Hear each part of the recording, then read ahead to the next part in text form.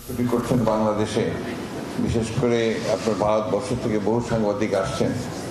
তখন একদিন আমার অফিসে দাদা সৌমিত্র বাবু এবং সঙ্গে একটা টেলিভিশন চ্যানেলের লোকজন এসে হাজির যে তারা আমাকে ইন্টারভিউ করতে চান। সেদিন পরিচয় হয়েছে দস্তিদার বাবুর সঙ্গে। পরিচয়ের মধ্যেই যেটুকু বুঝতে পেরেছি যে একটু ভিন্ন ঘরানার লোক। একটা আপনার আমি ছাত্র জীবনে যে ঘরানার সঙ্গে রাজনীতি করেছি সেই ঘরানার মানুষ, সুতরাং স্বাভাবিকভাবেই একটা আর্থিক যোগাযোগ একটা হয়ে গেছে। তো এটা আপনার আমি মনে করি যে এটা আমার জন্য একটা অত্যন্ত একটা সুযোগ, এই জন্যে যে ভারতবর্ষে আমাদের বন্ধু খুব কম আছে, রাজনৈতিকভাবে বলছি।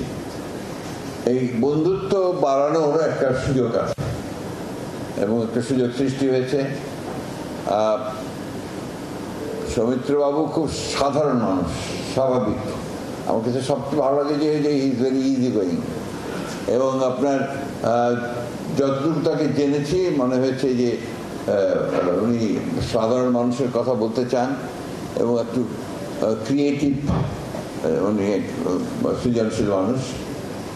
আমাদের যে পরিবর্তনটা হয়েছে এই পরিবর্তনটা একটা আমাদেরকে নতুন একটা সুযোগ সামনে এনে দিয়েছে, আমাদের নতুন করে বাংলাদেশকে তৈরি করবার জন্য। আমাদের অনেক সমস্যা আছে, আপনার সেই সমস্যাগুলোকে আমরা যদি আস্তে আস্তে ধীরে ধীরে কাটিয়ে উঠতে পারি তা নিশ্চয়ই আমরা ভালো করব। আমি দাদার এই ছবিটা সম্ভবত একটা ডকুমেন্টারি মতো ছবি, এবং এটার উনি অনেক কষ্ট করেছেন, বেশ কষ্ট করেছেন। বাংলাদেশে এসে একদম অপরিচিত জায়গা, এখানে একটা ছবি তৈরি করা তার জন্যে অত্যন্ত কষ্টকরই হয়েছে। তারপরে তিনি নিষ্ঠার সঙ্গে সেটা করেছেন, সেই জন্য তাকে আন্তরিক ধন্যবাদ এবং কৃতজ্ঞতা জানাচ্ছি। অন্যদিকে আমাদের শফিক সাহেব, তাকে বলা মাত্রই তিনি রাজি হয়ে গেছেন ছবিটার আপনার শো করার জন্য এবং তার চ্যানেলে এটাকে আপনার দেখানোর জন্যে। তার সঙ্গে তার আগেও অনেকেই তার সঙ্গে কাজ করেছেন, আমি তাদেরকে আন্তরিকভাবে ধন্যবাদ জানাতে চাই যারা ছবিটি ডকুমেন্টারি নির্মাণ করার জন্য তাকে সাহায্য করেছেন। কথা বাড়াবো না, কারণ আমাদের আজকে আমাদের একটা বড় প্রোগ্রাম আছে আপনারা জানেন, এবং আমি নিজেই আপনার সেই কারণে একটু আগে এসে হাজির হয়েছি, কারণ এখানে রাস্তা দিয়ে যেতে পারবো কি না সেই ভয় ছিল আর কি। যা কোনো রকমে এসেছি। এখন বোধহয় খুব দুষ্কর হয়ে গেছে যাওয়া, এর মধ্যে বোধহয় বৃষ্টিও এসছে। আচ্ছা, তো এইটা আপনার মানে হাইয়ে থাকবে না। তো এই যে ডকুমেন্টারি আপনি তৈরি করেছেন, আমাদের একটা প্রচার হওয়া উচিত দুটো কারণে। কি হচ্ছে যে ভারতবর্ষ থেকে যে আপনার কথাগুলো বলা হয়, যেটাকে আমি বলি যে বয়ান, এইটার একদম উল্টো দিকের একটা আপনার দৃষ্টিভঙ্গি এখানে আছে, যে দৃষ্টিভঙ্গিটা মনে হয় আপনাদেরকে আকৃষ্ট করবে।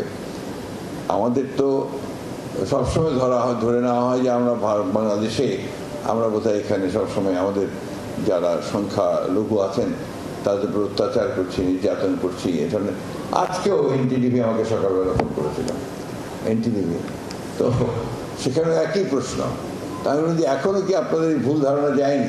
এখনো কি মনে করছেন যে বাংলাদেশে এটাই চলছে? বাংলাদেশে এটা অনেক আগে আপনার জাস্ট সময়ে কিছু একটু সমস্যা হয়েছিল আপনার গত বছর 5 তারিখে দিকে, কিন্তু সেটাও কমিউনাল ছিল না, that was political in nature.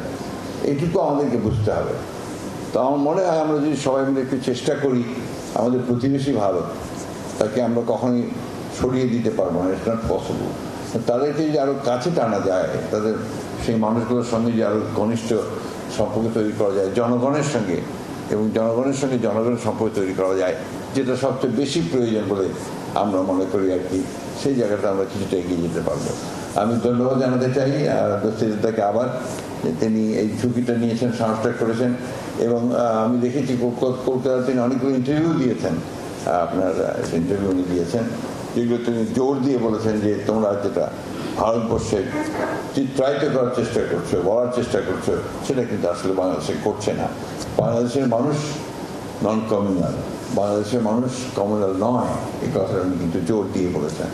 এটা আমাদের জন্য অত্যন্ত একটা আনন্দের কথা, এটাকেই প্রচার করা আমাদের সবচেয়ে বেশি প্রয়োজন বলে আমি মনে করি। যাই হোক, এই ডকুমেন্টারিটার সাফল্য আমি কামনা করি এবং এটা প্রচার, ব্যাপক প্রচার হওয়া দরকার বলে আমি মনে করি। আমার তরফ থেকে যা করা দরকার আমরা অবশ্যই সেটা করবো। আবারও শফিককে ধন্যবাদ, একাত্তরকে ধন্যবাদ যে তারা এটা প্রচার করছেন। উদ্বোধনী ঘোষণা, আর সেই সঙ্গে আমরা এই ডকুমেন্টারি ছবিটার উদ্বোধনী ঘোষণা করছি। ধন্যবাদ।